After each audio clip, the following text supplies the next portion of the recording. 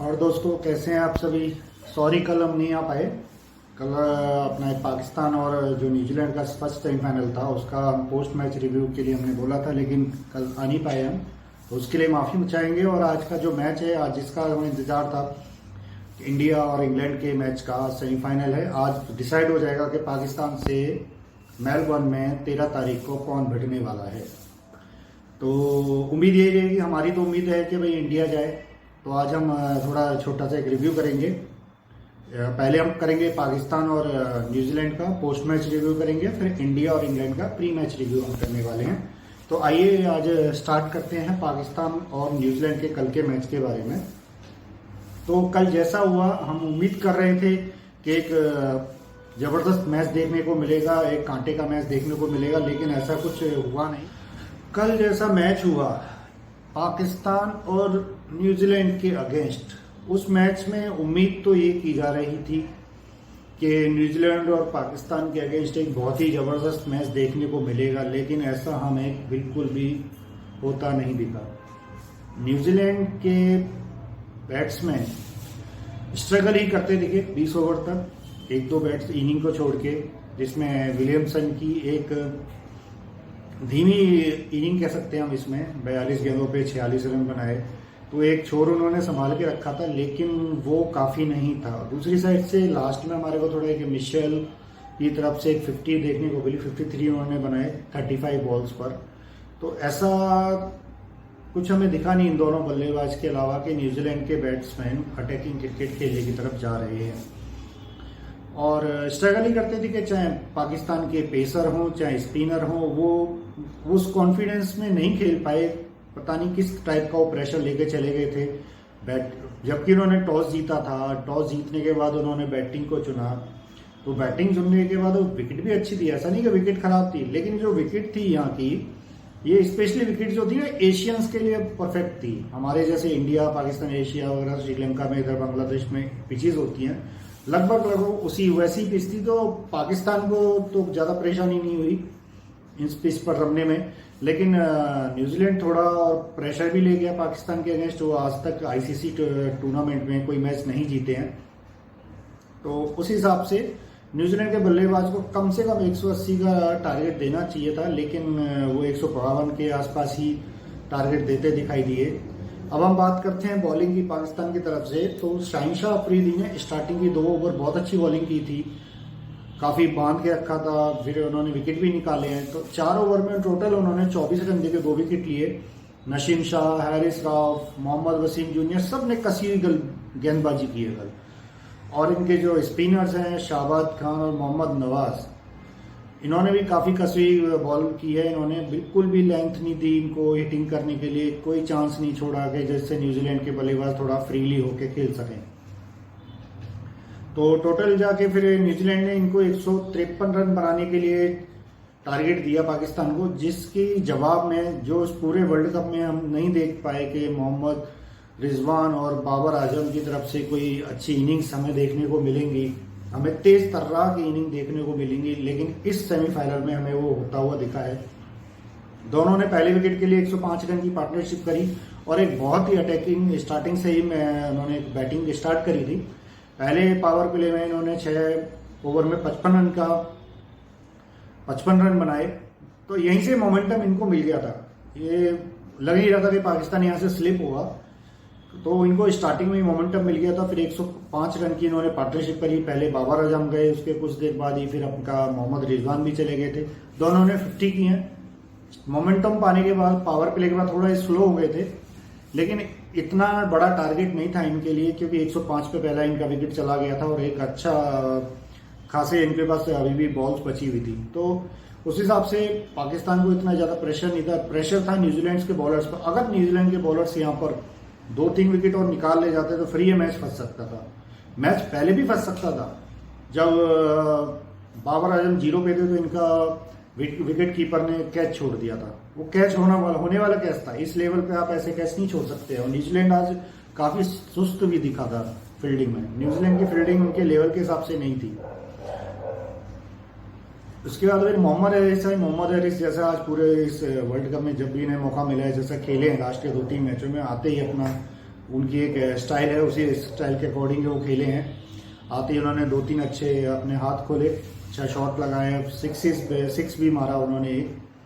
तो उनके बाद मोहम्मद अली भी आउट हो गए थे लास्ट के मेरे ख्याल से ओवर में, उन्होंने भी 19वें ओवर में वो भी आउट होके चले गए थे। फिर शान मसूद और इफ्तिकार अहमद के पास कोई इतना ज़्यादा टारगेट नहीं था कि वो उस चीज़ को वो हासिल ना कर सकें। तो एक पाकिस्तान का एक डोमिनेटिंग मैच था जिसमें इन्होंने न्यूजीलैंड को डोमिनेट किया। तो न्यूजीलैंड हमें दिखा नहीं इस पूरे मैच में, कहीं भी नहीं दिखा। पाकिस्तान स्टार्टिंग से ही हावी था इनको, चाहे बॉलिंग में कह लें, चाहे बैटिंग में कह लें, चाहे फील्डिंग में कह लें। फील्डिंग में तीनों ही मामलों में काफ़ी हमारे को अंतर दिखा, क्योंकि जिस हिसाब से हमें लग रहा था कि न्यूजीलैंड एक बहुत बड़ी टीम है और वो अपनी पूरी जान लगा के खेलेगी, हर मैच में ही वो चौक कर जाते हैं, बड़े लेवल पर आके वो कई फाइनल खेल चुके हैं, हर सेमीफाइनल खेलते हैं लगभग। तो उनका कॉन्फिडेंस लेवल वहाँ पर जाके डाउन हो जाता है, वो अंडर प्रेशर आ जाते हैं। तो वो हमें लग नहीं रहा था कि ऐसा होगा, लेकिन वैसा ही हुआ जैसा होता आया है। और पाकिस्तान ने अपना रिकॉर्ड को बिल्कुल वैसे ही रखा है जैसा कि हर एक नॉकआउट मैच में आईसीआईसी के टूर्नामेंट में न्यूजीलैंड पाकिस्तान को आज तक नहीं हरा पाई है, तो अभी रेगुलर ही चलेगा ये रिकॉर्ड। तो अब आते हैं हम आज का जो मैच है। आज का मैच जो है इंडिया और इंग्लैंड का है, एडिलेड में है।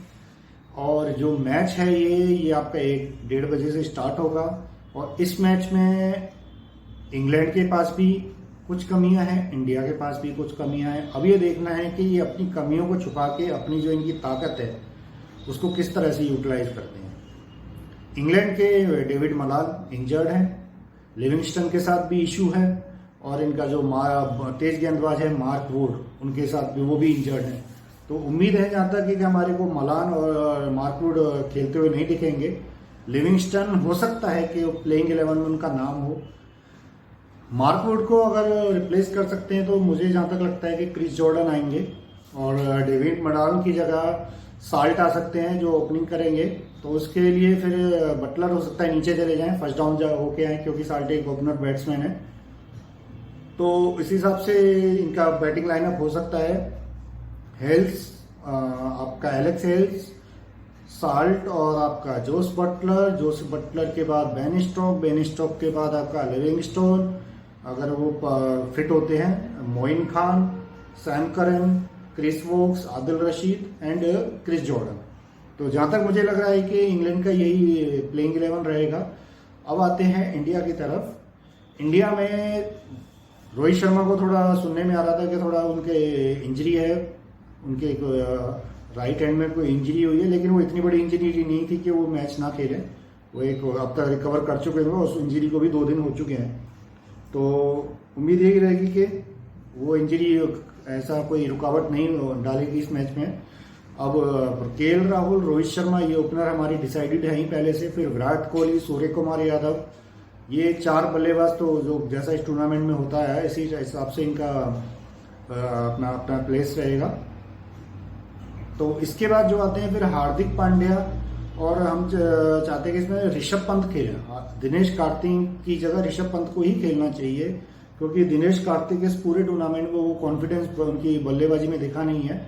तो ऋषभ पंत को एक लास्ट मौका दिया था, वो फेल जरूर हुए थे, लेकिन उनको देना चाहिए। और जिस हिसाब से उनका रेपुटेशन है वो अच्छा, हमें एक ऐसा बल्लेबाज चाहिए लास्ट में जो एक अच्छा फिनिश हमारे को दे सके लास्ट के 4-5 ओवर में।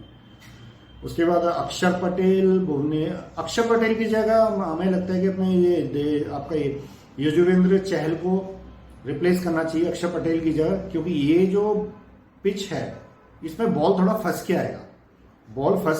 और दूसरे ये भी एशियन के हिसाब से पिच है, एडिलेड भी एशियंस के हिसाब से पिच है, जो इंडिया को अच्छा लाइक करेगी इंडिया इस पिच को। तो इसके हिसाब से इंडिया को युजवेंद्र चहल को अक्षर पटेल की जगह लेना चाहिए, क्योंकि युजवेंद्र चहल का इंग्लैंड के खिलाफ एक रिकॉर्ड भी अच्छा है, और इंग्लैंड थोड़ा उस कॉन्फिडेंस में नहीं खेलती है चहल थोड़ा एक्सपेंसिव हो सकते हैं, माना कि वो इंग्लैंड के पास सारे 6 सीटर है तो एक्सपेंसिव हो सकते हैं, लेकिन चहल के अपने 4 ओवर के स्पेल में 1-2 विकेट, एक बहुत ही इंपॉर्टेंट विकेट निकाल के दे सकते हैं। अक्षर पटेल बॉलिंग में उस हिसाब से यूटिलाइज नहीं हो पा रहे हैं जिस हिसाब से उनको रखा गया है, लेकिन उनके साथ एक प्लस पॉइंट ये है कि वो एक बैटिंग ऑलराउंडर है, बॉलिंग ऑलराउंडर तो वो बैटिंग भी अच्छी कर लेते हैं। लेकिन उसके बल पर हमें एक बॉलिंग सिक्स ऑप्शन, हमारे 6 बॉलर होना चाहिए। हम एक 5th नंबर पर हमारे को एक अच्छा बॉलर चाहिए यूजी के तौर पर। तो मेरे को लगता है कि अक्षर की जगह यूजी को रखा जाए। यूजी के साथ जो दूसरे हमारे स्पिनर हो सकते हैं वो रविचंद्र अश्विन हो सकते हैं, क्योंकि यूजी एक लेगी हैं और अश्विन एक ऑफ स्पिनर हैं। तो ये 2 स्पिनर हो गए हमारे पास। इसके अलावा हमारे पास 3 पेसर हो गए, फास्ट बॉलर हो गए। इसमें आपका भुवनेश्वर कुमार, अर्शदीप सिंह, मोहम्मद सामी। तो 3 तो हमारे पास स्पेशलिस्ट पेसर हो गए, 2 स्पेशलिस्ट स्पिनर हो गए और 6 बॉलर के तौर पर हम हार्दिक पांड्या को यूटिलाइज कर सकते हैं। तो ये 6 बॉलर का ऑप्शन के साथ इंडिया को जाना चाहिए। इसके अलावा बैटिंग में हमारे पास, जैसे मैंने अभी पहले भी बताया कि अपना आपका ऋषभ पंत को लेके आना चाहिए। ऋषभ पंत को लास्ट मैच में खिलाया है, यूटिलाइज उस हिसाब से उनका नहीं रहा परफॉर्मेंस, लेकिन हाँ उनको खेलना चाहिए। दिनेश कार्तिक की जगह पर पंत ही खेलने चाहिए इतने बड़े मैच में। तो उम्मीद करेंगे कि राहुल द्रविड़ और रोहित शर्मा पंत को खिलाएं और अक्षर की जगह आपका यूजी को खिलाएं। तो हम एक अच्छा चैलेंज दे सकते हैं इंग्लैंड को। इंग्लैंड की टीम भी पूरे कॉन्फिडेंस में नहीं दिख रही है इस पूरे टूर्नामेंट में। वो आइलैंड्स तक से हार गए इस मैच में। इस टूर्नामेंट में काफी अपसेट्स हुए, टोटल 6 अपसेट हुए थे, जिसमें एक ये इंग्लैंड ने जो आयरलैंड ने इंग्लैंड को हराया था, तो एक ये अपसेट ये भी माना जाता है। तो इंग्लैंड भी कॉन्फिडेंस में नहीं है, तो इंडिया को उसका फायदा उठाना चाहिए। और एडिलेड जो है ना, पूरा स्क्वायर बाउंड्री है इसका आपका बिल्कुल स्क्वायर बाउंड्री है, तो उसका फायदा इंडियन बैट्समैन को लेना चाहिए। और इस जो पिच है वो एशिया के अकॉर्डिंग है, एशियन पिच की तरह ही है, तो उसका भी फायदा इंडिया को लेना चाहिए। और आज रोहित शर्मा को as a captain, as a batsman अपना परफॉर्मेंस दिखाना चाहिए, क्योंकि पूरे टूर्नामेंट में एक 50 के अलावा वो बाकी मैचेस में वो सक्सेस उनको नहीं मिल सकी, वो स्टार्ट उनको नहीं मिल सका जिस चीज़ के लिए वो जाने जाते हैं। अगर रोहित शर्मा आज के मैच में स्टार्टिंग से अटैकिंग मोड पर जाते हैं और उसमें सक्सेस होते हैं, तो एक अकेले बल पर पूरे मैच को पलट सकते हैं। रोहित शर्मा कोई छोटा मोटा नाम नहीं है। रोहित शर्मा T20 में ऐसा बल्लेबाज है कि अगर एक बार इसने 40-50 रन कर लिए जल्दी में, तो फिर एक ये 20 ओवर तक जाने वाला बल्लेबाज, फिर एक साइड ये रोक के रखेगा अपने को, और इसके साथ एवरेज भी ऐसी लेके चलेगा कि सामने वाले बॉलर्स जो हैं, सामने वाली टीम पूरी तरह से सरेंडर हो चुकी होगी। इस लेवल तक का खतरनाक बल्लेबाज है। अब आते हैं इंग्लैंड के बल्लेबाजी की तरफ। इंग्लैंड में सारे जो इनके हैं सब 6 हिटर है, सारे अटैकिंग बैट्समैन हैं। जोस बटलर को हम सब जानते हैं वो किस तरह से खेलते हैं। जोस बटलर का जिस दिन होता है वो छोड़ते नहीं किसी को, फिर चाहे कोई भी बॉलर हो। लेकिन जोस बटलर थोड़ा ना भुवी के सामने थोड़ा अटकते हैं, थोड़ा फंसते हैं। भुवी उनको फंसा सकते हैं, भुवनेश्वर कुमार। तो जोस बटलर पहला टारगेट हमारा ये होना चाहिए कि हमें जल्द से जल्दी जोस बटलर को आउट करना चाहिए। सेकंड हमारे को आउट करना चाहिए आपका इनका बेन स्टोक को। बेन स्टोक बहुत बड़ा खिलाड़ी है इनकी टीम में, बहुत इंपॉर्टेंट रोल रहता है उनका इस प्ले में। तो बेन स्टोक और एक बार आपका एलेक्स हेल्स और जोश बटलर, ये 3 हमने अगर विकेट ले लिए पावर प्ले में, फिर इंग्लैंड काफी प्रेशर में आ जाएगा और वो लगता नहीं है कि उसके हिसाब से फिर ये बहुत ही काफी अच्छा स्कोर कर पाएंगे अगर ये पहले बैटिंग में जाते हैं। अगर इंडिया पहले बैटिंग में जाती है तो इंडिया को कम से कम पहले पावर प्ले में 50 से 60 रन कम से कम होने चाहिए इंडिया के। उसके बाद इनको स्लो होना ही नहीं चाहिए, कम से कम इनको 180 से 200 से 180 के बीच में टारगेट देना चाहिए इंग्लैंड को बैटिंग के लिए। क्योंकि इंग्लैंड जब उस टारगेट का पीछा करेगी तो वो तेजी से रन बनाना चाहेगी पावर प्ले में, और वहां पर अगर हम ये 2-3 विकेट ले लेते हैं तो इंग्लैंड फिर वापस नहीं आ पाएगी। वो वहाँ उसके बाद कोई ऐसा फिर उनके पास बड़ा बल्लेबाज है नहीं जो कि एक लंबी पारी खेल सके। हैं सारे बल्लेबाज अच्छे हैं इनके पास, लेकिन कोई इतने बड़ी इनिंग खेलने वाला बल्लेबाज अवेलेबल नहीं है। तो उम्मीद करते हैं कि इसी के अकॉर्डिंगली इंडिया अभी कुछ प्लान कर रहा होगा, अपना राहुल द्रविड़ और रोहित शर्मा, क्योंकि पिच को उन्होंने देखा होगा, पिच के अकॉर्डिंगली कुछ ना कुछ वो प्लान कर रहे होंगे। तो यूजी को आज एक दिन है, यूजी को लेके आना चाहिए यूजी को तो पहले लाना चाहिए था, लेकिन अब जो हो गया उसको पीछे छोड़ो। अब आज का जो मैच है, आज के हिसाब से यूजी को ट्राई करना चाहिए। यूजी एक बड़ा ही इसमें इफेक्ट डाल सकते हैं मैच में। तो देखते हैं, मिलते हैं, जुड़ते हैं फिर मैच में 1:10 पर। उसके बाद फिर मैच के बाद हम पोस्ट मैच रिव्यू इंडिया और इंग्लैंड का भी करेंगे, जो भी होगा। लेकिन उम्मीद हम ये करेंगे कि इंडिया यहाँ से जीत के फाइनल में जाए, जहाँ पाकिस्तान गया हुआ है। और 13 तारीख को हमारे को अभी तक का सबसे जबरदस्त मैच देखने को मिले। 2007 के बाद ये सेकंड फाइनल होगा इंडिया और पाकिस्तान के अगेंस्ट T20 वर्ल्ड कप में। T20 वर्ल्ड कप के ICC टूर्नामेंट का जो भी टूर्नामेंट है, इंडिया और पाकिस्तान के बीच थर्ड फाइनल होगा। पहला 2007 में हुआ था, फिर आपका 2017 में चैंपियंस ट्रॉफी में हुआ था, फिर तीसरा ये है। तो उम्मीद करेंगे कि हमारा यहाँ से इंडिया जीते और एक बहुत ही ज़बरदस्त मैच हमारे को 13 तारीख को देखने को मिले, इंडिया पाकिस्तान का, और पैसा वसूल हो। मिलते हैं फिर शाम को आफ्टर द इंग्लैंड और इंडिया मैच। पोस्ट मैच हम रिव्यू करेंगे। और आप लोगों से उम्मीद है इस वीडियो को लाइक करें, सब्सक्राइब करें, क्योंकि आप लोगों के बिना ये हमारा यूट्यूब चैनल हम कुछ भी नहीं है। आप ही का ही चैनल है, आपको ही सपोर्ट करना है। आप ही सजेशन दे सकते हैं क्या इसमें हम और ऐड कर सकते हैं, क्या हम आप क्या जानना चाहते हैं, या क्या आपका सजेशन है हमारे चैनल को बढ़ाने के लिए, आपके चैनल को बढ़ाने के लिए। तो आप बताइए, हम आपके सजेशंस के इंतजार में रहेंगे। इसी के साथ मिलते हैं शाम को। तब तक के लिए नमस्कार।